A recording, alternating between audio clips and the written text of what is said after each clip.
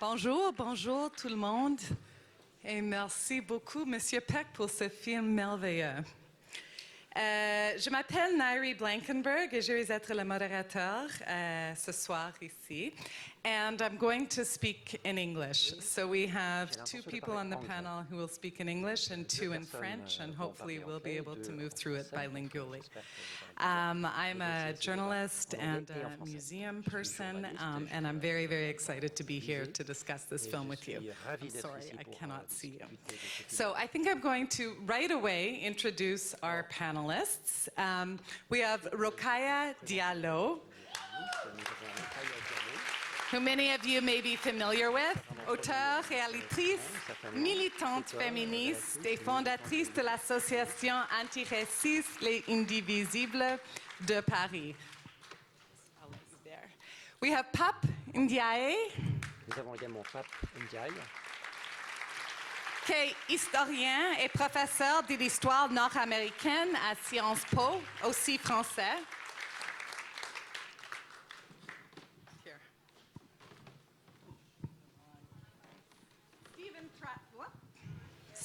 Stephen Thrasher from the U.S.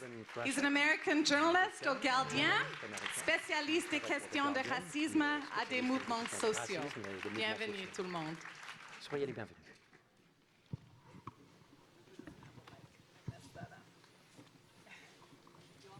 This one there. So welcome, everybody. Thank you. Soyez les bienvenus. What are some first thoughts about the film? Quelles sont vos premières impressions du film? Oui, bonsoir. C'est un film magnifique, très à la fois émouvant et en même temps, je trouve, très mobilisateur, surtout au vu de la situation dans laquelle les États-Unis se trouvent aujourd'hui. C'est une coïncidence, finalement, que la sortie de ce film à un moment politique très particulier pour les États-Unis, aussi pour l'Europe, je devrais dire, avec les vents mauvais qui soufflent aussi sur l'Europe et avec un réveil de la société civile américaine que l'on observe actuellement, qui est quand même une lueur d'espoir, avec des formes de mobilisation, avec des formes de protestation pour limiter les agissements de la nouvelle équipe au pouvoir. Et donc, ce qui s'est passé dans les années 60, c'est la mobilisation, la grande mobilisation intellectuelle et politique des années 60 autour des droits civiques, autour des droits des Noirs en particulier et d'autres causes de l'époque, nous dit quelque chose aussi, nous offre aussi de quoi réfléchir sur ce qu'il est possible de faire aujourd'hui. Donc ce qui m'a frappé en voyant ce film, c'est à la fois son inscription dans un moment particulier, évidemment, qui est bien délimité historiquement, et en même temps les échos troublants qu'il peut avoir sur la période que nous traversons maintenant. Absolutely, and I think that the power of Absolument. James Baldwin Et je a crois lot of the que la times is how many of us puissance de first James encounter Baldwin him quite personally, que and he très speaks to souvent, us, the people who il read him parle in a very comme personal and un ami de intimate façon way, très intime. and then we start to listen to what he's saying. When have you first encountered the writings of James Baldwin? Quand est-ce que vous avez Alors découvert James bonsoir, Baldwin? déjà bonsoir à tous et à toutes. Merci au Festival du film des droits humains d'organiser une telle discussion. Merci à tous d'être présents, c'est vraiment c'est très impressionnant de vous voir aussi nombreux face à nous. Donc pour commencer par répondre, moi j'ai fait la découverte de James Baldwin assez tardivement, je ne saurais pas la situer exactement en année, mais c'est vraiment une rencontre que j'ai faite au moment où j'ai pris conscience du racisme et de ma condition personnelle de personne noire. Et j'ai été assez effectivement troublée, pour reprendre un mot qui vient d'être employé, par la résonance que cela avait avec mon expérience, bien que n'étant ni de la même génération, ni de la même nationalité, et située dans un autre espace géographique, même si je sais qu'il a aussi passé beaucoup de temps à Paris, qui est ma ville de naissance. Et j'ai été extrêmement impressionnée par à la fois la poésie de ses propos et la manière vibrante dont il décrivait en fait la situation assez atroce qu'il expérimentait, et puis de voir à quel point finalement aujourd'hui la situation, même si elle avait évolué, trouvait toujours, en tout cas, son propos faisait toujours écho à une situation actuelle qui finalement avait les mêmes racines historiques que ce qu'il expérimentait, qui a été très très bien montré dans ce film que je trouve magistral. J'en profite pour le dire, j'ai eu l'occasion de le voir à 2 reprises et dans 2 versions avec la voix de Samuel L. Jackson et de Joey Starr qui est un rappeur français. C'est intéressant de voir que dans la voix d'un rappeur qui est une icône musicale et artistique française, eh bien ce que dit James Baldwin fait tout à fait sens. And I want to go back to speaking particularly for you and the resonance that Baldwin has for you as non-Americans. Et pour l'importance But de ce let's que dit talk to James our Baldwin American in pour the vous, house. pour When les did you first Américains, encounter c'est très James intéressant. Baldwin, and what Mais kind of resonance does pour he notre have for Américain, you? quand est-ce que vous êtes He has a very personal resonance for me, Quelle est and l'importance pour vous? also thank you for having me here. I've been to, Alors, merci I won't beaucoup. listen to myself translated. J'aimerais pas I've been to Switzerland many times, and so it's a real joy to see this film here. And your response was much quieter. The first time I saw it in New York, it was a mostly black audience, and there was a lot more when he was saying things. But I think I actually first saw Baldwin out when I was realizing I was gay.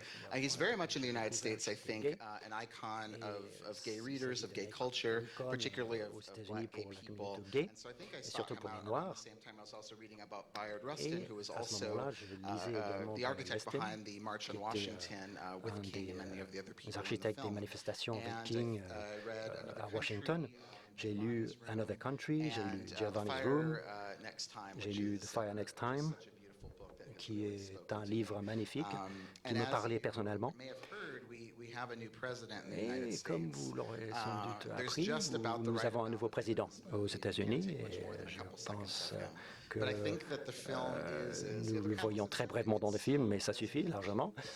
Mais c'est un film très and important pour ce qui se passe but maintenant. it's not just him. You see Hillary Clinton in the film as well, and I Vous think you voyez get a également sense Hillary throughout the film Clinton dans that le film. these are issues that are ongoing. They're not just about Comme vous one. voyez, ce sont des questions They're not just about one administration qui or ont one encore person. d'importance So aujourd'hui. Baldwin has really helped me, Baldwin and I think many other writers, other m'a black aidé writers I know. et d'autres et a aidé d'autres écrivains américains There's a quote of his noirs on my desk de sentir que that, nous ne sommes pas seuls. to be a Negro in this Il country, in the dit United States, and to être be relatively noir aux conscious, États-Unis et is to d'être be able to relativement rage almost all the intelligent time et and d'avoir la rage, d'avoir understand the things that we feel la rage presque furiously tout le temps. about. As you say, Et c'est vrai, comme il dit à la fin du film, you're going crazy.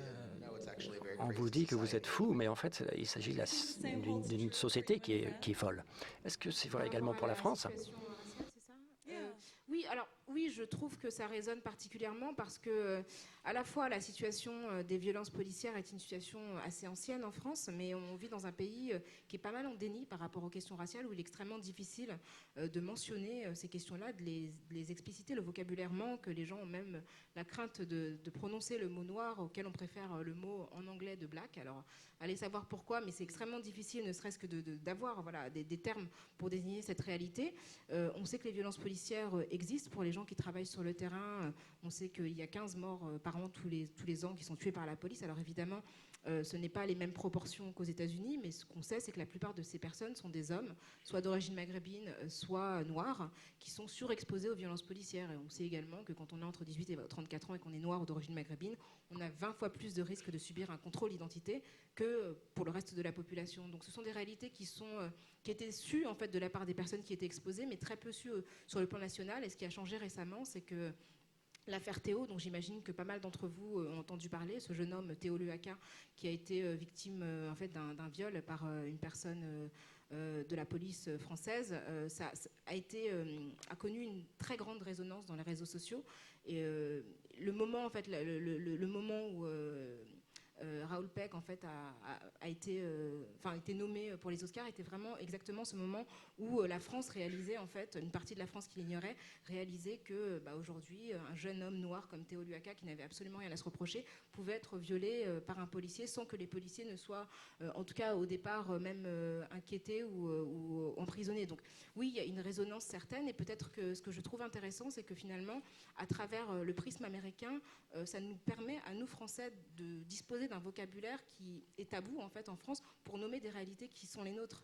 Et c'est intéressant de voir qu'aussi un James Baldwin a eu besoin de passer par la France pour échapper à la question raciale, alors que les Français qui sont noirs subissaient de plein fouet au même moment les violences coloniales. Donc on a le sentiment qu'on traite toujours mieux les noirs des autres que ses propres noirs. Et James Baldwin nous rappelle aussi cette manière dont finalement la France a beaucoup évacué les questions raciales, et combien il a été nécessaire pour nous, comme pour les Américains, de trouver des vocables pour les nommer. Donc je crois que aujourd'hui, ce film est un outil pour les personnes qui subissent le racisme pour simplement donner donner un corps en fait à ce qui est ressenti mais qui n'est pas toujours cru par les gens qui ne subissent pas ces violences.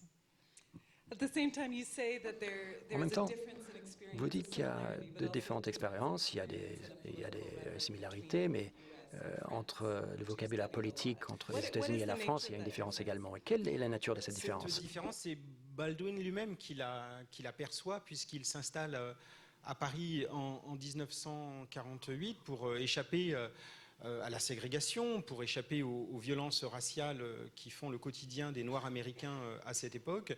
Et la vie de Baldwin a été une vie à la fois autant américaine que française.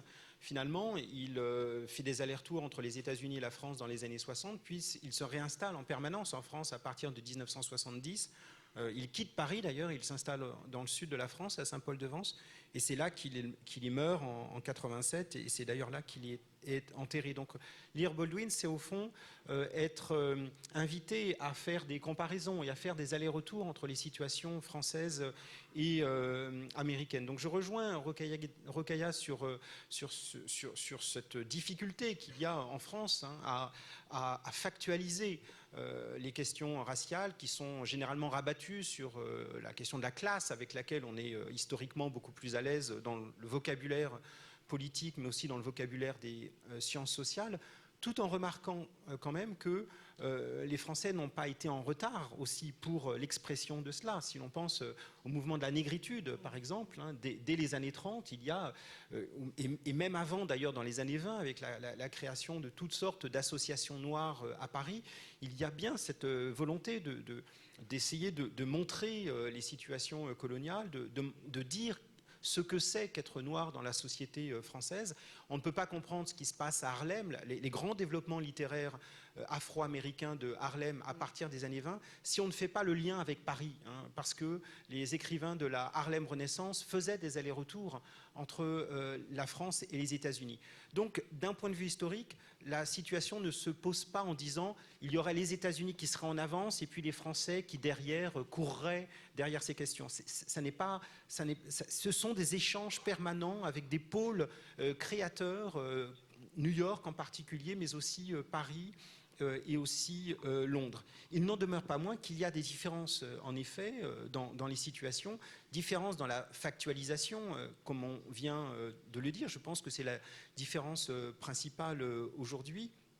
Différence aussi, je dirais, dans le rapport en France, peut-être en Europe d'ailleurs, qu'il y a par rapport à la couleur de peau non blanche. Au fond, si je devais résumer les choses, je pourrais dire que s'il y a une expérience commune qui rassemble les personnes noires en France, c'est de se voir poser la question « mais d'où est-ce que vous venez ?» Voilà, ça, il faut y répondre en permanence. Et si vous avez le malheur, si je puis dire, de dire bah, « moi je suis de Paris ou de Rennes », les gens vont vous dire « mais d'où est-ce que vous venez vraiment ?» N'est-ce pas? Comme si, au fond, vous êtes...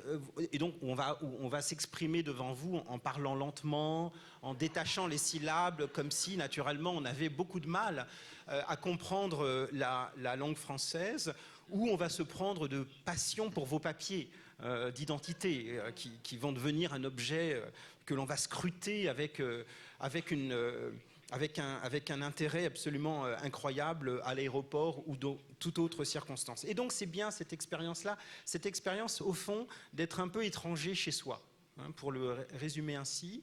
Ce qui est différent de l'expérience noire aux États-Unis, qui est évidemment, je n'ai pas besoin de le rappeler, marqué par des expériences racistes et discriminatoires, mais le monde noir aux États-Unis fait partie des États-Unis. Il y a quelque chose comme cela, de façon problématique, distanciée, avec tout ce que l'on sait, mais ça n'est pas, lorsqu'on est noir aux États-Unis, ça n'est pas faire l'expérience de se voir demander d'où est-ce que l'on vient, sauf si on a un accent français, bien entendu, dans une interaction particulière. Donc il y a quelque chose là qui tient en fait à la fin de l'esclavage aux États-Unis. L'esclavage aux États-Unis et l'importation des Africains s'est déroulé dans l'espace national américain. Tandis que pour ce qui concerne la France, il y a une dissociation géographique entre l'espace national européen et puis l'espace colonial. l'espace colonial qui est celui de la domination raciale depuis la fin du XVIIe siècle. Donc la fin de l'esclavage, par exemple du côté français en 1848, ne s'est pas traduite, contrairement aux États-Unis, par le déploiement de dispositifs juridiques visant à séparer radicalement la population. Aux États-Unis, il y a eu la ségrégation à partir de la fin du XIXe siècle, la privation du droit de vote, un arsenal juridique qui a séparé le plus radicalement possible la population blanche de la population noire, avec la terreur du lynchage et des violences qui commencent à la fin du XIXe siècle. En France, ça ne s'est pas passé comme ça. Il n'y a pas eu cet arsenal de lois. Jamais en France, on a interdit, par exemple, les mariages entre noirs et blancs. Aux États-Unis, ça a été interdit dans de très nombreux États jusqu'en 1967. Il y a un très beau film, le film Loving, qui est sorti d'ailleurs à ce sujet. Il n'y a jamais eu de ségrégation en France comme aux États-Unis, si bien que Baldwin, quand il arrive en 1948, pour lui, la France, c'est réellement un bol d'air.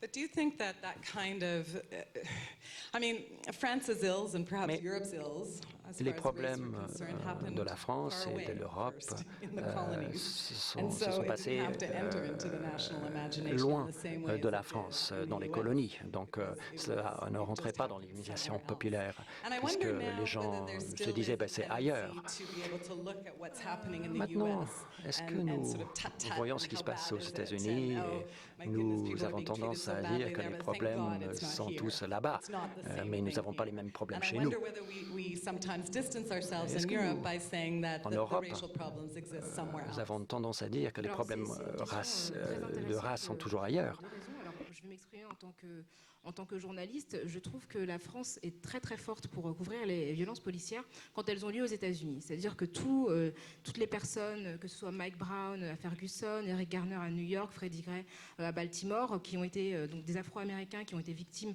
de violences policières racistes, ont fait la une des journaux français avec la description exacte de la couleur de peau du policier, de la couleur de peau de la victime, et on fait partie quelque part d'une forme de familiarité dans notre exposition à l'actualité.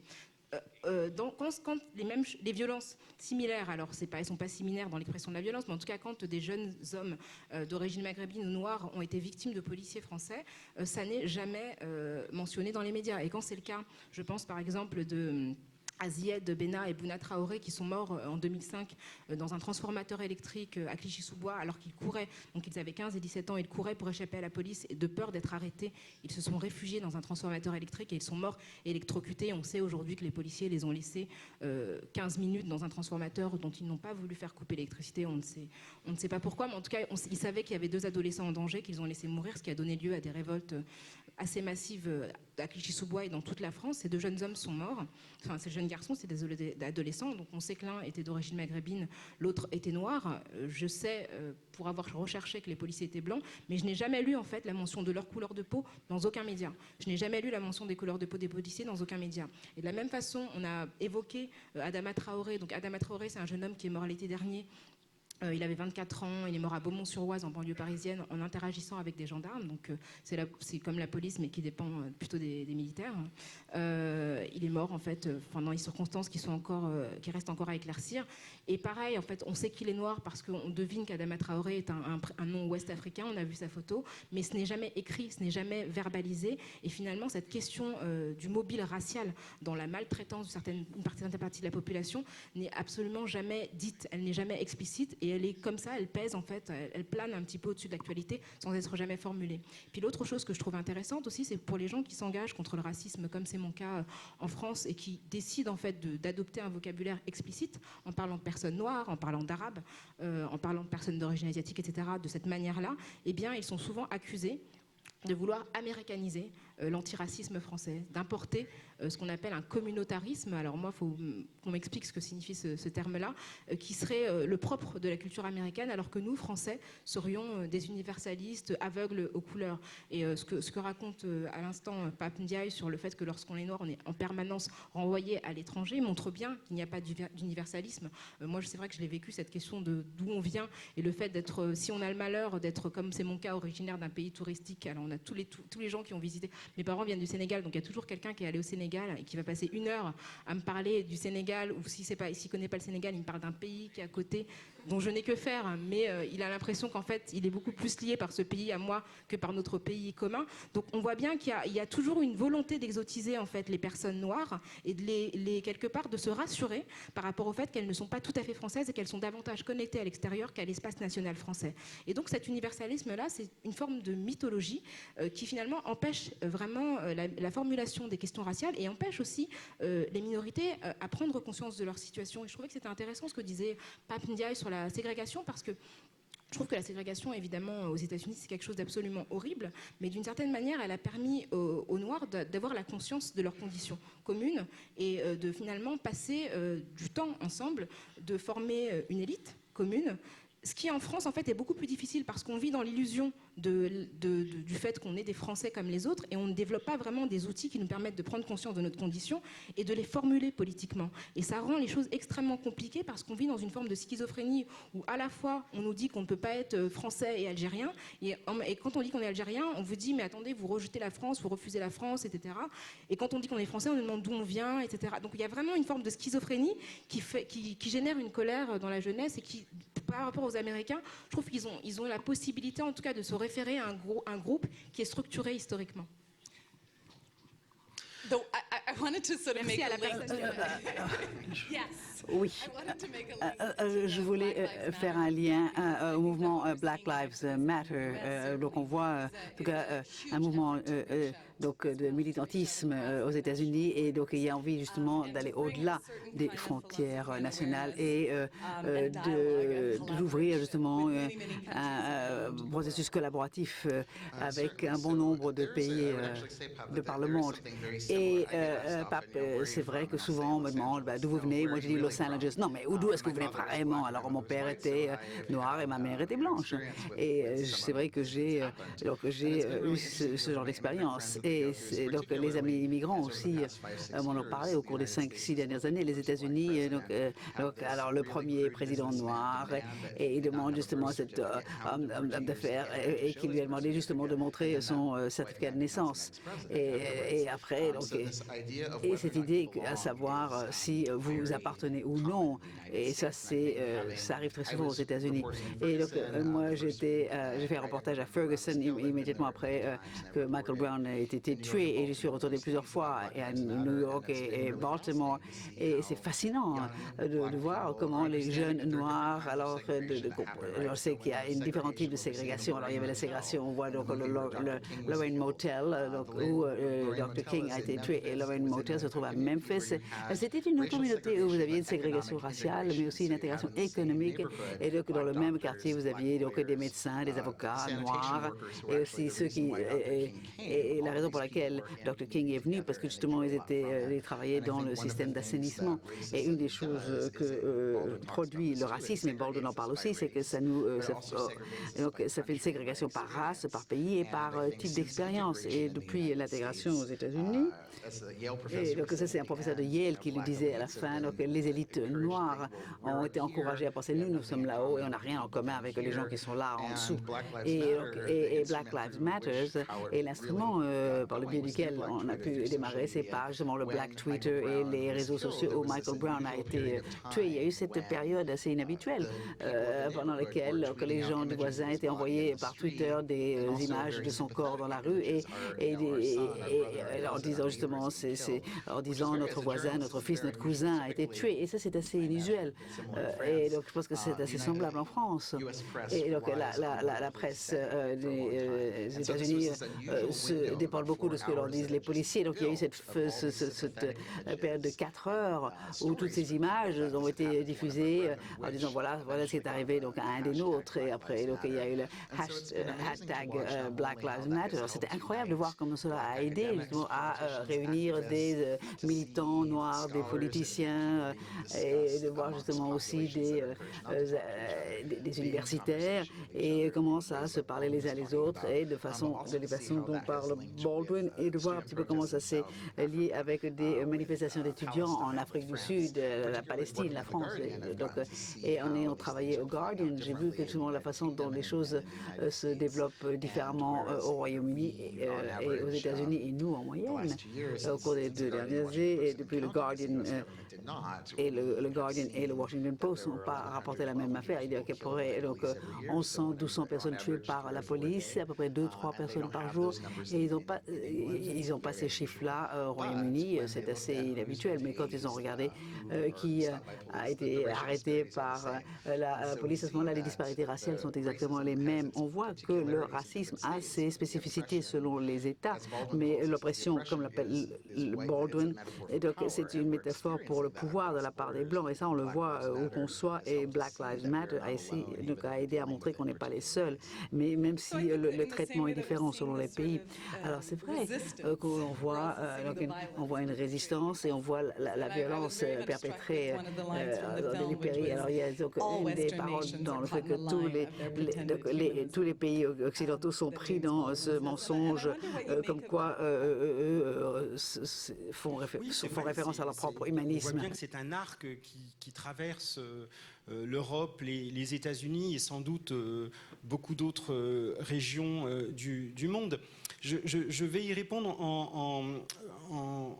par le biais de la police, justement, parce que la protestation qui s'est organisée aux États-Unis, qui s'organise aussi de façon plus limitée dans différents pays d'Europe, avec la création, par exemple, d'un mouvement Black Lives Matter France ou Black Lives Matter United Kingdom, etc.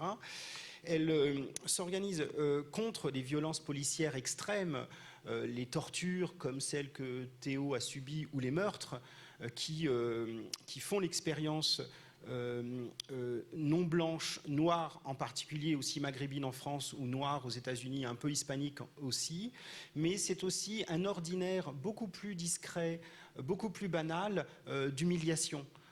Si on prend le cas de Ferguson, par exemple, bien avant la mort de Michael Brown, je crois que c'était lui à Ferguson, eh bien, la police de Ferguson rançonnait la population noire avec des contraventions pour les automobilistes en permanence, avec un quotidien de petites avanies et pas de violence radicale. Et c'est ce quotidien-là de contrôle au faciès plusieurs fois par jour par les mêmes policiers qui pèse très lourdement, alors même que les violences extrêmes ne surviennent fort heureusement que relativement rarement. Un écrivain américain disait il n'y a pas longtemps de façon assez frappante, en parlant des États-Unis, être noir c'est être louche aux États-Unis. C'est apparaître comme un sujet à contrôler, à vérifier et éventuellement même à rançonner dans des économies locales avec des départements de police dont les revenus sont liés à l'équilibre budgétaire des municipalités.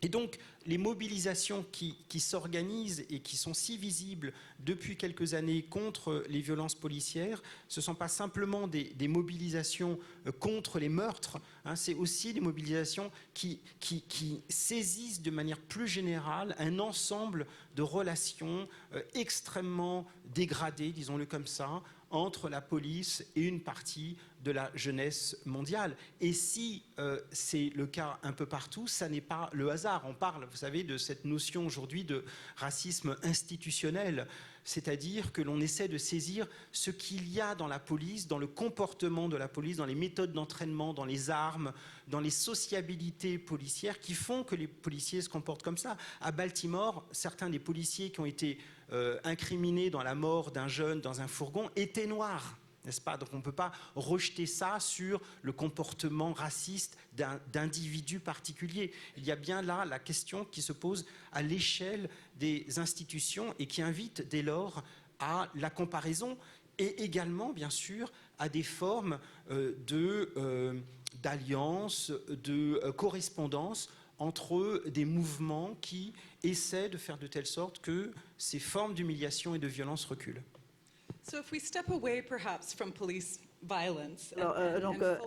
Alors maintenant, on va se concentrer sur ces humiliations, ces micro-agressions dont vous avez fait état. Alors qu'est-ce qu'on en fait de ça? Alors, et donc, ces précédents historiques, donc l'humiliation qui dure depuis 4-5 siècles. Alors, c'est ce que dit Baldwin dans le film que nous venons de voir. Et c'est que nous devons faire face à notre histoire. Et ce n'est pas juste une histoire institutionnelle, des institutions. Il s'agit aussi de l'histoire autour de l'humiliation qu'a subi les Noirs. C'est très vaste. La question, c'est la question de la reconnaissance de toutes les mémoires. Je pense que ça, c'est une question extrêmement importante. Le fait de pouvoir reconnaître que... Je pense que c'est important, pour commencer, de reconnaître que la question du racisme, c'est pas une question individuelle et interpersonnelle. Parce que souvent, et je trouve que c'est le cas encore de beaucoup d'associations antiracistes en France, le racisme est abordé sous un angle moral, hein, de bien, de mal, et on a l'impression que ce sont des individus qui sont foncièrement mauvais qui perpétuent le racisme. Alors que le racisme, c'est un système de domination qui est le produit, en fait, d'une histoire, et c'est le produit, en fait, ce sont les conséquences socio-historiques d'une histoire de domination, et c'est une idéologie qui est née pour justifier des oppressions. Et le fait de comprendre le racisme comme ça, comme un système de domination et ayant des productions et des conséquences institutionnelles, ça permet de sortir du facteur individuel et de vouloir quelque part soigner des individus qui seraient malfaisants pour pouvoir aller aux sources en fait de ce qui s'exprime à travers le racisme et comprendre que les États sont aussi producteurs de racisme à travers leurs institutions. Alors on a beaucoup parlé de la police, mais de différentes institutions dans la manière dont, ne serait-ce que la question de la représentation des citoyens. Moi, je viens de France où aujourd'hui, on est en pleine campagne présidentielle. Quand on voit le visage des candidats et candidates aux élections présidentielles, on voit bien qu'il y a un décalage profond avec ce que sont les Français aujourd'hui. Il n'y a pas un seul... La dernière fois qu'il y a une candidate non blanche à l'élection présidentielle, c'était en 2002. C'était Christiane Taubira qui est devenue garde des Sceaux et qui par la suite d'ailleurs a été exposée à des insultes racistes vraiment d'un autre âge. Elle a été qualifiée de singe, on lui a tendu une banane lors d'un événement public. Donc on voit bien qu'il y a un rejet de la figure de pouvoir quand elle est non blanche. Et je crois que ça, cette connaissance, cette compréhension du racisme comme un phénomène institutionnel qui à la fois discrimine au quotidien, mais aussi rejette les personnes issues de minorités de la représentation et des sphères de pouvoir, c'est comprendre ce mécanisme-là et permettre en fait aux personnes qui le vivent de répondre. Et puis après, il y a des choses très très simples. Moi, pour parler encore de la France et de la question de la colonisation, je peux donner 2 exemples. Récemment, un des candidats à l'élection présidentielle, Emmanuel Macron, s'est rendu en Algérie, donc qui est une ancienne colonie française, pour dire que la colonisation était un crime contre l'humanité. Alors moi, ça me semble pas fou de dire ça. Enfin, je sais pas vous, mais moi, j'ai pas l'impression que ce soit incroyable de dire que un processus qui a conduit à la déshumanisation de millions de personnes, qui a occasionné l'attaque d'énormément de civils, notamment dans la conquête de l'Algérie, soit un crime contre l'humanité, pour moi, ça ne fait pas débat. Mais en France, c'est devenu un débat incroyable. C'est-à-dire que tout d'un coup, absolument tout le reste de la classe politique a refusé cette qualification en disant que c'était scandaleux d'accuser quelque part la France de cela. Et puis, pour être sur un passé un peu moins récent, en 2005, il y a une loi qui a été votée qui disait que qui demandait en fait aux enseignements français de saluer le rôle positif de la colonisation dans les manuels scolaires. Et ça, c'était en 2005. Donc une loi qui a été votée par la droite et par la gauche. Et avant que les gens remarquent que cette loi a été votée, que finalement on enlève un chapitre de la loi, mais la loi est toujours active. Et cette loi décrit toujours la colonisation comme une œuvre. Donc dans le droit positif français actuel, la colonisation est considérée comme une œuvre. Et à côté de ça, en fait, on a très peu de films. Je pense que le rôle de la culture, et c'est important de le dire ici dans ce festival, est extrêmement important. On a très peu d'endroits où l'imaginaire collectif français s'est emparé du passé colonial et du passé esclavagiste de la France. Je pense que voilà, aujourd'hui, on est très peu capable de citer des films français qui parlent de l'esclavage français. Et pour vous donner mon exemple, moi qui ai grandi en France et qui étudie l'esclavage à travers les manuels scolaires français, pendant très longtemps, en fait, je pensais que l'esclavage n'avait eu lieu qu'aux États-Unis parce que je n'avais aucune image en fait qui montrait en fait l'esclavage tel qu'il avait été perpétré par les Européens. Donc je crois que c'est important en fait d'avoir cette reconnaissance à un niveau institutionnel pour permettre aux gens de se sentir légitimes dans leur histoire et dans leur intégrité d'individus et de citoyens, et après d'avoir les outils pour protester et puis pour s'inscrire aussi dans le débat citoyen français et puis après revendiquer une place légitime. And I think that's something that Mr. Peck does very well. Ça, c'est quelque chose que M. Beck le fait très bien. C'est ces archives de l'histoire américaine et de dire justement comment ce que ça représente dans l'imaginaire public et l'importance de l'imagerie dans ce débat. Alors, est-ce que ça se passe encore aux États-Unis d'après vous? Expliquez-moi. Alors, c'est vrai qu'il y a alors avec Moonlight, les Oscars et le film Get Out qui a eu beaucoup de succès. Est-ce que l'utilisation de films d'une façon bien particulière pour parler de la race aux États-Unis? Oui, je pense que le colonialisme. Oui, et Ferguson, alors ce sont des techniques de la guerre, les États-Unis faisant la guerre à l'étranger, et il y a donc une histoire qui est écrite sur Home and Swear, qui est un site noir dont on parlait, même le langage est fort intéressant. C'était une prison qui n'avait pas de fichiers et torturait les Noirs, et on a amené les policiers à Guantanamo Bay pour apprendre justement aux gardiens comment torturer les prisonniers. Et là, je trouve que Baldwin a vraiment réussi. Donc les Noirs savent quoi faire du point de vue politique. On n'a pas voté pour Donald Trump, ce sont les Blancs qui ont voté pour Donald Trump. Il y a même des femmes blanches qui ont voté pour Donald Trump, malgré son sexisme. Alors Baldwin, Malcolm X, Martin Luther King nous a dit ce qu'il fallait faire et ne pas faire. Alors on va voir ce que va faire le reste de la société. Mais ce qui est fantastique, c'est de voir donc ce qu'on va faire de la culture noire, et donc c'est pas seulement du point de vue politique, mais au cinéma cette année, c'est vous que ça nous a justement ça nous a permis un petit peu d'oublier Donald Trump. Alors il y avait Hidden Figures qui était nominé, et on avait une image donc de la capsule lunaire, et donc c'est justement de ces trois femmes qui ont travaillé justement sur les fusées qui est partie dans l'espace. Et tout ça, ça nous apprend des façons de réfléchir. Donc c'est pas uniquement dans l'antebellum et c'est le vol du corps noir, et le film de Baldwin, le documentaire de Duvernay et Fences. C'est la première fois dans l'histoire du cinéma américain où vous avez toute cette série d'images, et donc il y a ce montage, tous ces gens qui sont très limités, et même Sidney Poitier, quand j'ai commencé à étudier la cinématographie, alors Sidney Poitier a été critiqué parce qu'il était dans ses rôles asexués, et le problème le plus important, c'est qu'il n'y avait pas de variété d'images, on n'avait qu'une image, et ça c'est vraiment fantastique maintenant avec le monde du cinéma de voir une femme noire mathématicienne, Moonlight, la carcération, et toutes ces différentes séries d'images c'est fantastique que les Américains le voient, et aussi pour que les Noirs américains et les Noirs dans le monde entier, que nous sommes des êtres humains à part entière, et nous pouvons aimer, apprendre.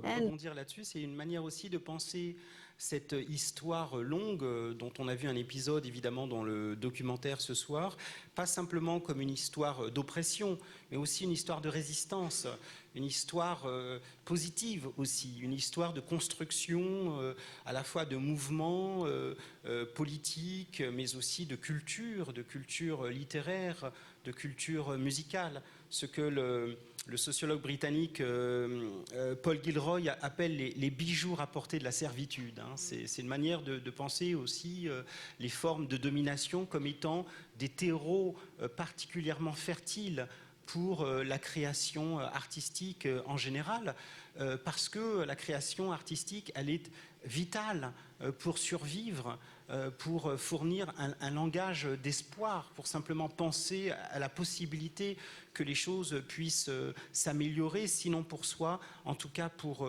ses enfants. Et donc moi, ce qui me frappe en regardant par exemple l'histoire des mondes noirs américains, en général depuis le XVIIe siècle, c'est aussi l'immense force des cultures musicales. Alors ça traverse vraiment depuis le XVIIe siècle jusqu'à aujourd'hui, mais aussi l'immense force des cultures chorégraphiques, littéraires, etc., qui ont profondément influencé le XXe siècle. Donc je pense qu'il faut aussi être très attentif à ça, ne serait-ce que pour éviter une histoire qui serait une histoire purement misérabiliste, hein, une histoire simplement de l'oppression, mais il faut aussi voir ce qui se développe et voir par exemple via le mouvement pour les droits civiques comment le langage qui est le langage politique d'un King, d'un Evers ou d'un Malcolm X se mêle profondément à la création littéraire qui est celle d'un James Baldwin à la même époque ou d'autres écrivains américains, mais aussi à la création musicale. Hein. Il y a dans les années 60 des mouvements musicaux qui accompagnent politiquement ce qui est en train de se passer et tout ça se noue ensemble pour construire une sorte de langage de la contestation, un langage de la résistance qui a une force, une beauté vraiment frappante et qui, encore aujourd'hui, me semble-t-il, quand on écoute cette musique, par exemple, ou quand on lit les textes, y compris des textes très anciens d'ailleurs, frappe par son actualité et sa beauté. I wanted to turn to the audience a little bit now. I mean, I'm aware we're talking a lot about France and the ouvrir la US and discussion not au Switzerland. public. Nous parlons beaucoup des États-Unis, nous parlons également de la France. Yes. On n'a pas évoqué, c'est la question des femmes. Parce Yes. que je trouve que c'est important de le rappeler. On a parlé beaucoup de Black Lives Matter et je trouve que ce qui est intéressant aujourd'hui, c'est que en fait, l'histoire a effacé la contribution féminine aux différents mouvements des droits civiques. Il y a énormément de noms qui ont été effacés des mouvements des droits civiques américains, comme Fannie Lou Hamer, des femmes qui étaient extrêmement éloquentes et qui ont accompagné les droits civiques, mais qui n'ont pas eu la visibilité méritée. Et qu'en fait, ce qui a contribué à faire Black Lives Matter, notamment grâce aux réseaux sociaux, c'est de permettre aux femmes de parler à la première personne. C'est important de rappeler que ce mouvement a été lancé par trois femmes, dont 2 qui s'identifient comme queer, et qui ont donné un visage aussi féminin à ce mouvement-là, parce qu'autrefois, c'était pas possible. Et elles ont permis quelque part à des gens qui étaient invisibles dans le combat de reprendre la lutte à la première personne. Il y a d'autres femmes aussi qui militent, alors je parle des États-Unis avec Black Lives Matter, mais aussi en France, que les victimes des violences policières sont les gens qui meurent ou qui sont blessés, mais aussi leurs proches. Et en France, il y a plusieurs figures féminines qui ont vraiment mené la lutte pour la reconnaissance de ces violences. Je pense à Assa Traoré, qui est la sœur d'Adama Traoré, qui est devenue le visage de cette lutte, ou à Amal Bentounsi, qui est la seule sœur d'Amin Bentounsi, qui a reçu une balle dans le dos par la police et qui vient de remporter une victoire face à un policier qui a enfin été reconnu coupable. Donc ces femmes-là ne sont pas visibles et leurs noms souvent ne sont pas nommés, ne sont pas mentionnés, mais je crois que c'est important qu'aujourd'hui on leur rende justice. Yes, absolutely. Absolument.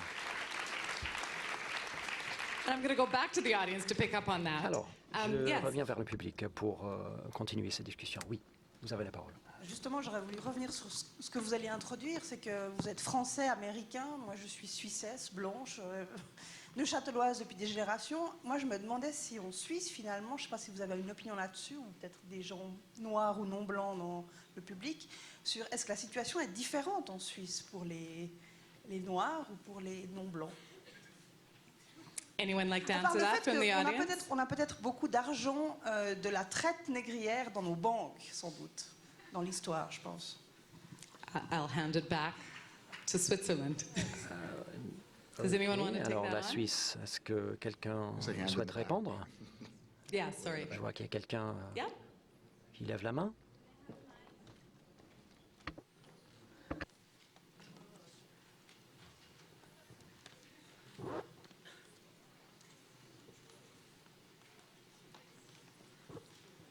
Oui, alors,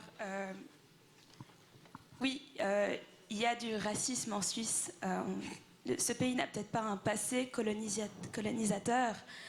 Autant affirmer qu'en France, il n'y a pas de Suisse-Afrique, mais il y a du racisme. Il y a du racisme simplement parce qu'il y a un concept qui s'appelle la suprématie blanche. La blancheur, ça représente le pouvoir. Il y a du racisme en Suisse parce que même ici, je ne me sens pas acceptée de facto alors que je suis de la 2e génération d'immigrés. Parce qu'on a dû voter si mes petits-enfants, si mes enfants pourraient devenir un jour suisses si je n'avais pas eu les moyens de me faire des papiers suisses, moi, en ce moment. il y a des problèmes de racisme en Suisse, parce que ici même à Genève, dans le quartier de Saint-Gervais, il y a eu des odes africains. Donc oui, il y a des problèmes de racisme en Suisse. Et la seule raison pour laquelle je ne suis pas effondrée, c'est parce que j'habite à Genève, parce que je viens de ce quartier, et parce que je suis dans un safe space. Et je plains toutes les personnes qui vivent en campagne, et je plains toutes les personnes qui vivent dans des cantons à majorité UDC. Je suis désolée s'il y a des personnes qui s'identifient de ce genre de parti, mais oui, il y a du racisme en Suisse.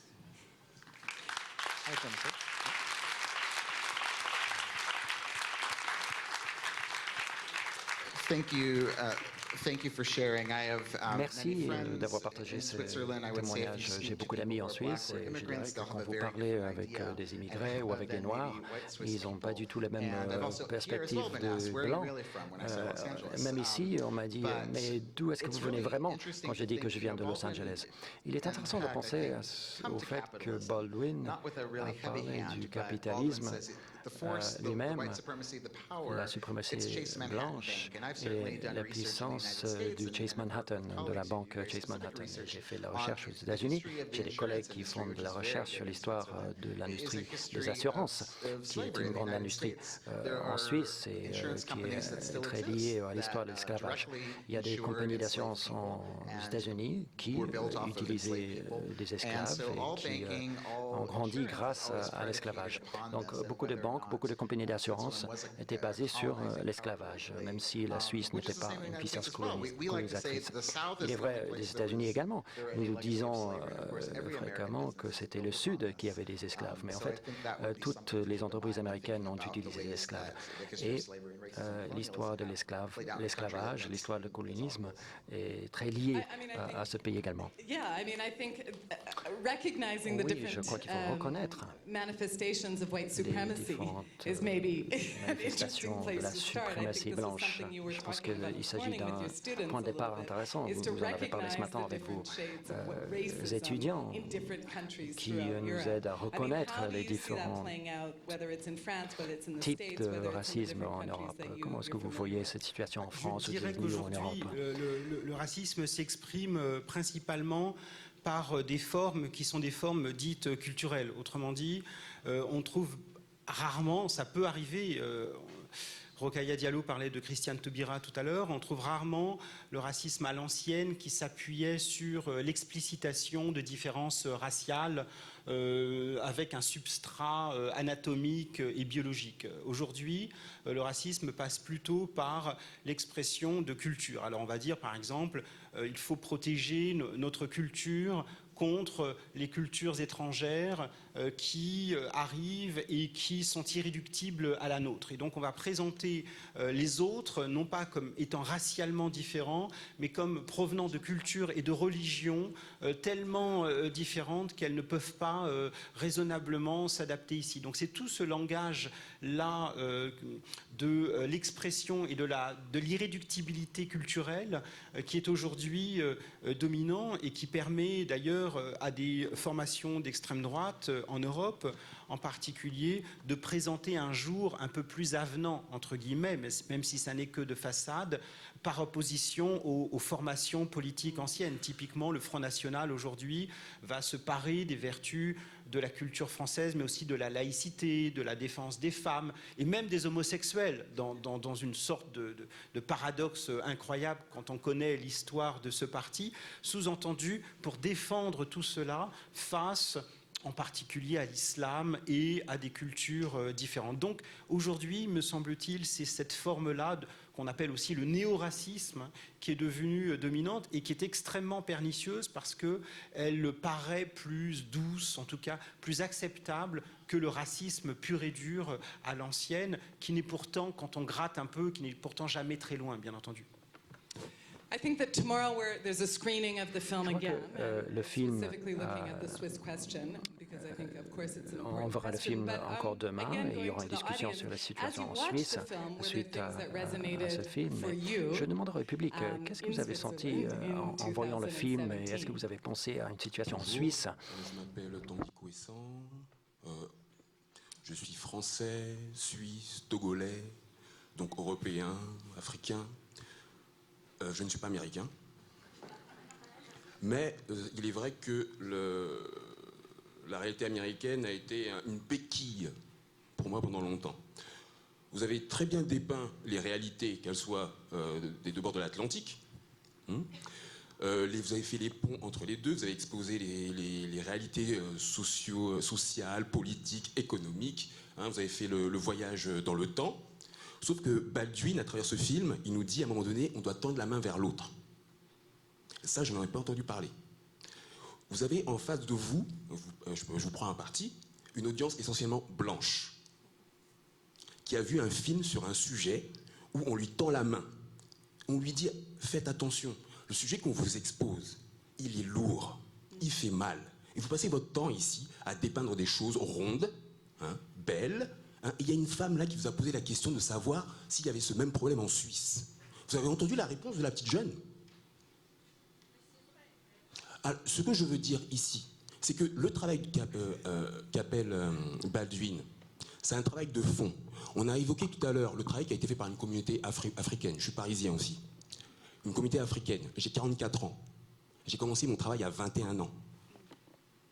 Moi, j'en ai assez, je suis fatigué d'expliquer à mes concitoyens français, suisses, etc., qu'il y a des réalités qu'ils ne perçoivent pas. Je suis fatigué. Donc aujourd'hui, lorsqu'on se met, on fait une audience, et qu'on présente un film comme ça, on va jusqu'au bout. Le sujet, c'est comment on fait pour se tendre la main. Et pas seulement les Africains envers les Européens. Mais il pointe du doigt là, il dit, vous les blancs, j'utilise le terme, vous les blancs, votre audience là, à majorité blanche, qu'est-ce que vous faites? Vous applaudissez. Mais quand vous sortez de là, la réalité, elle revient à ce que vous connaissez depuis longtemps. Depuis 400 ans, si on est aux États-Unis. Depuis X temps, si on est d'origine togolaise, français d'origine togolaise, et voire suisse depuis peu. Donc à un moment donné, moi ce film-là me fait mal. Ce film me fait mal. Et je me calme parce que là, je vais aller vous prendre à partie encore. Et ça me fait mal parce qu'on ne va pas au bout des choses. C'est un début. Mais il faut oser. Si vous êtes ici, là, c'est quoi le Festival international des droits de l'homme? Allez-y. Vous avez une audience qui est tout cuit, qui va applaudir gentiment quand il faut applaudir, mais qui est prêt à accepter les douleurs auxquelles on les invite. Si vous ne le faites pas, on va le faire.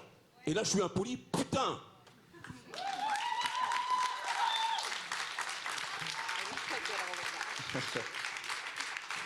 I'll speak to the best that I can.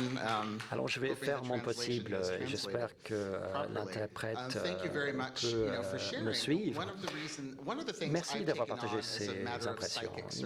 Une chose que j'ai fait, j'ai essayé d'avoir un réflexe de survie psychique. Je ne pense pas que je devrais dire aux Blancs ce qu'ils doivent faire. Je dis presque jamais que je ne suis pas entièrement d'accord avec James Baldwin, qu'il faut tendre la main. Personnellement, ce n'est pas mon point de vue à ce stade actuel.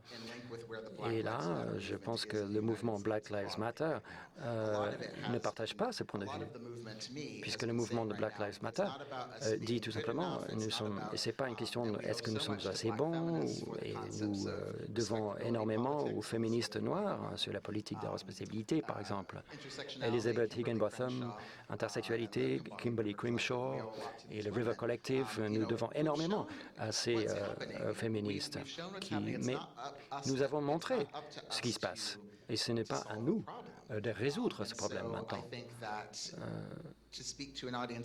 Donc, pour parler en public ici, je suis ravi d'entendre les avis des Noirs en Suisse. Mais lorsque je suis devant un public où un Noir est invité à parler du racisme, je suis ravi d'entendre les différents avis des Noirs en Suisse. Je pense qu'il faut garder cette rage. Vous ne devez pas avoir honte d'avoir cette rage. Et je dirais aux Blancs dans le public, vous n'avez pas le droit de vous sentir que ceux qui se battent contre cette oppression vous mettent mal à l'aise, vous stressent. Mais il n'est pas juste de m'opprimer et après de me dire que c'est à moi de régler le problème.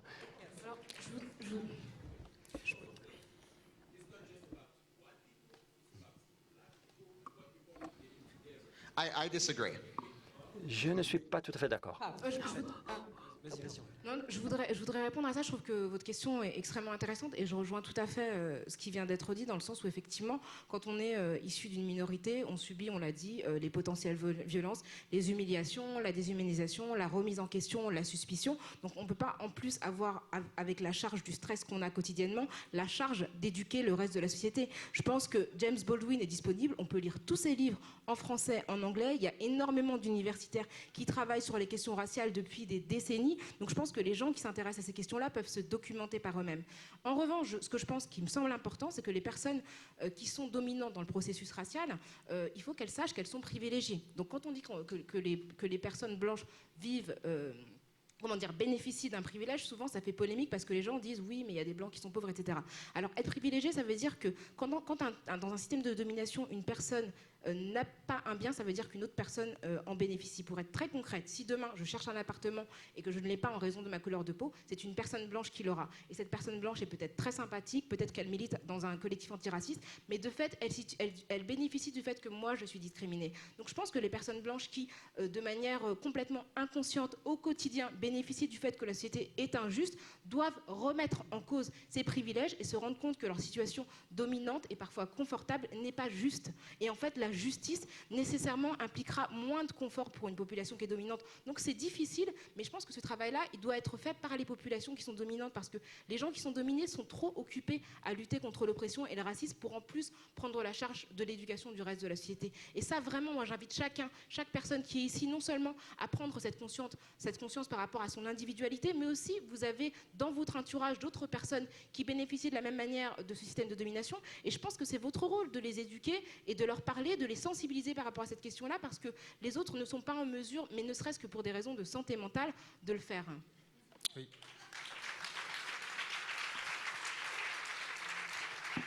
Oui, pour prolonger encore et le dire d'une autre manière, qui est celle des sciences sociales, puisque moi je suis historien, je ne suis pas là pour donner des leçons ou aller jusqu'au bout de quelque chose. Le simple fait d'être là ensemble et de converser, ça me semble être très précieux. Il n'y a pas des millions d'occasions justement de le faire. Donc pour prolonger, je dirais que les situations minoritaires en général ne présupposent pas que les membres d'une minorité, quelle qu'elle soit, aient vécu ou vivent des expériences qui soient exactement similaires, des expériences qui soient exactement homologues. Par exemple, être une femme, ça ne signifie pas que avoir expérimenté obligatoirement des formes de violence réelle, symbolique, de sexisme, etc. Même si, bien entendu, c'est le cas de beaucoup de femmes. Être noire, ça ne signifie pas forcément avoir vécu des expériences violentes avec la police ou des expériences de discrimination, etc. Mais on parlera plutôt, en l'occurrence, de vulnérabilité. Autrement dit, être une femme, ça n'est pas forcément avoir vécu des expériences de violence, mais aucune femme ne peut jurer que dans le reste de sa vie, elle ne rencontrera pas une expérience de violence. Aucune personne noire ne peut jurer que dans le reste de sa vie, elle ne se fera pas tabasser par un policier ou elle n'aura pas des ennuis parce qu'elle est noire. Donc on essaie de réfléchir sur des situations qui ne sont pas des situations obligatoirement d'oppression vécue, mais on parle de potentialité, on parle de vulnérabilité, si vous voulez. Et ça, c'est quelque chose de très important à reconnaître, à la fois pour les chercheurs, de réfléchir à ce qui rend les personnes vulnérables à un titre ou à un autre. Et beaucoup d'entre nous, en tout cas, ont une vulnérabilité ou une autre, ou des vulnérabilités entrecroisées, en quelque sorte. Ça, c'est un grand objet de réflexion pour les sciences sociales, surtout d'ailleurs du côté européen, parce qu'on a quand même, pour tout un tas de raisons, pris un peu de retard sur un certain nombre de ces questions. Et puis, c'est aussi une manière de réfléchir à la vie politique, à l'organisation de la vie politique. Comment se fait-il que les vies politiques aient du mal à retranscrire ces vulnérabilités-là ? La vie politique française, elle est organisée historiquement autour de la classe sociale, avec les partis de gauche, notamment avec les syndicats, etc. Mais qui fait voix collective pour parler des femmes, pour parler des minorités racialisées? Mais on pourrait aller au-delà. Comment un groupe qui fait l'objet d'une forte opprobre morale. Prenons le cas des travailleuses du sexe, par exemple des prostituées. Vous voyez, pour eux, c'est très difficile de prendre la parole, parce qu'il y a une opprobre, n'est-ce pas, à tel point que quand les sénateurs discutent de lois sur la prostitution, on ne pense même pas à inviter ces personnes-là. Donc comment on réorganise aussi l'espace public pour que des groupes aient droit à la parole, à une parole collective, non pas pour le plaisir d'avoir cette parole collective, mais pour faire état de torts et de méfaits que l'on peut leur confier en quelque sorte, qu'il faut entendre. Il faut entendre ces voix-là qui ont du mal à se frayer leur chemin dans la vie politique. Et donc il s'agit aussi de grammaire politique, si vous voulez, de penser la grammaire politique de manière à ce que ces voix minoritaires de toutes sortes, j'ai parlé des travailleurs, on pourrait parler des usagers de drogue, on pourrait parler des détenus, vous voyez, on pourrait parler des fous aussi. Vous voyez, on peut penser à toutes sortes de groupes pour que ces voix-là se frayent leur chemin et soient écoutées. Et j'aimerais vous demander, c'est vrai qu'on a tendance à mettre l'accent sur les gens qui sont vulnérables. Et pour moi, donc, la question qui est au cœur du sujet, et je n'ai pas compris tout à fait la question de ce monsieur, pourquoi est-ce que l'Occident a toujours besoin de ces nègres, comme l'a dit monsieur Baldwin? Alors l'Occident, quels que soient les pays, pourquoi ils ont toujours besoin d'inventer le nègre pour une raison ou une autre? Pourquoi? Stephen, vous avez une réponse là-dessus? We'll send the mic there, yes. Oui. Alors, pourquoi est-ce que ce sujet ressurgit sans cesse? Et il explique qu'il y a le pouvoir qui ressurgit de façon diverse et variée. Pour revenir à votre question, et donc les deux côtés qui doivent se rejoindre. Et il est plus difficile de vivre aux États-Unis. Donc la durée de vie est de 5 années de moins. Les femmes transgenres qui ont fait l'actualité dernièrement, et leur durée de vie est d'à peu près de 40 ans. Et juste le fait de vivre pour ces gens est tellement plus difficile, et de survivre est en soi difficile, et simplement de survivre devient un acte de résistance. Et la race et la suprématie blanche jouent un rôle, mais il y a aussi la division par classe. Alors on peut penser... Et après l'esclavage, et c'est sûr que les Blancs, on peut dire qu'ils ont eu peur de la rébellion, et c'est vrai que tous ceux qui avaient justement des esclaves qui voulaient donner aux Blancs qui étaient pauvres quelque chose pour leur faire sentir qu'ils étaient quand même toujours supérieurs aux Noirs. Et je pense que alors moi ce qui me pose problème lorsque les deux côtés doivent se parler les uns aux autres, non. Les Blancs ont juste besoin d'écouter les gens qui sont au bord du chemin. Et si on écoute la façon dont les femmes noires ont voté, et où 96% n'ont pas voté pour un président, si on les avait suivis, on n'aurait pas la catastrophe de Donald Trump. Si vous allez voir Moonlight, où on voit des homosexuels qui sont en prison, et on verrait un petit peu ce que les gens qui justement sont VIH positifs, et je pense que le monde serait donc un meilleur endroit si on écoutait ces gens-là aussi. Oui, merci. J'aimerais remercier les membres du panel. Je suis américaine, ça fait pas mal de temps que je vis ici. Et moi, j'aurais envie de parler de la télévision en Suisse. Quelque chose d'assez étrange, c'est l'absence totale de Noirs, en tout cas sur la télévision suisse romande. Et il y a des programmes à la télévision. Et la seule personne noire que j'ai vue qui apparaît régulièrement, c'est un chef dans un des programmes de gastronomie. Et je sais qu'il y a des Noirs qui vivent ici depuis des décennies, et donc ils sont francophones et parlent le français de l'Académie française, et blablabla.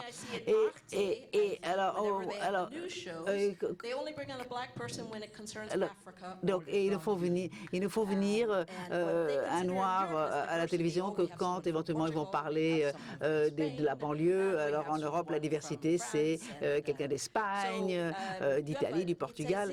Et c'est comme si les Noirs, dans certaines circonstances, n'existent pas dans certaines parties de la Suisse. Et je pense que alors ce que l'on voit, ce sont des programmes qui nous viennent des États-Unis. Et alors on voit Omar Sy de temps en temps, qui joue les rôles assez traditionnels, mais il y avait Nelson George, où il parle des différents stéréotypes joués par les Noirs. Et je me demande si l'Europe va quand même rattraper le retard.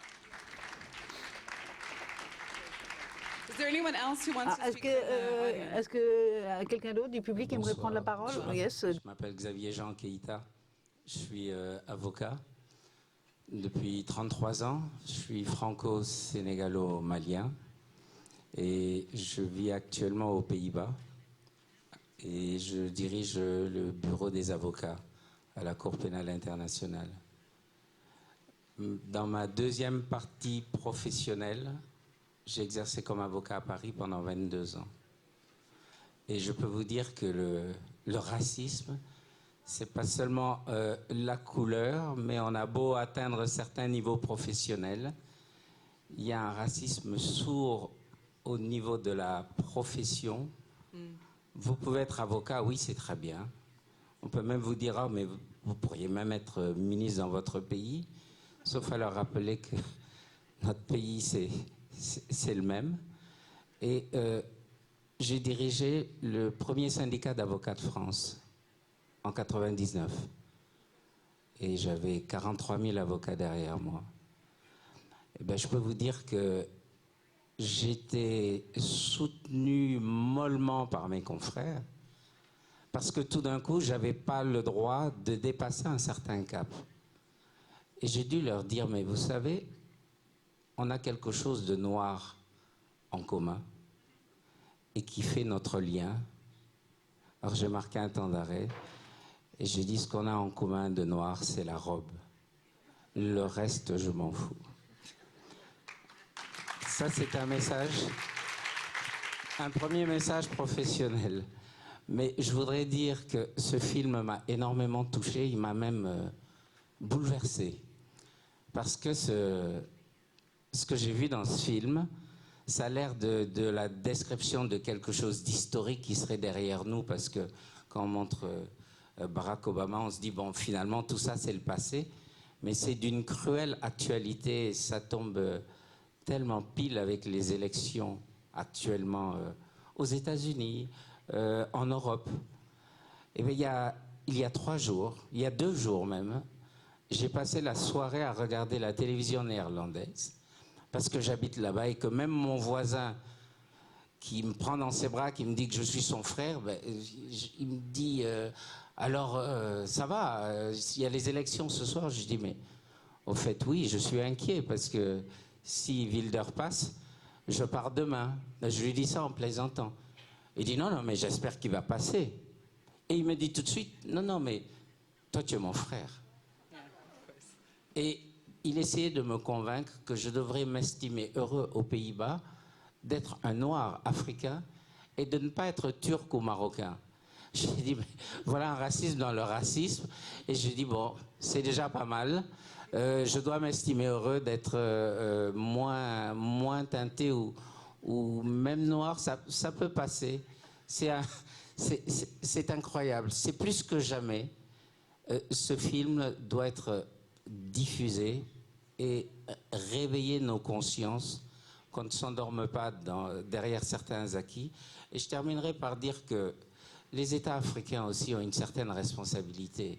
Quand il se passe certaines choses en Europe, la manière de traiter les Noirs, je n'entends pas beaucoup les chefs d'État africains se plaindre et protester et arrêter leurs relations diplomatiques. Ils sont les premiers à venir quémander des sous.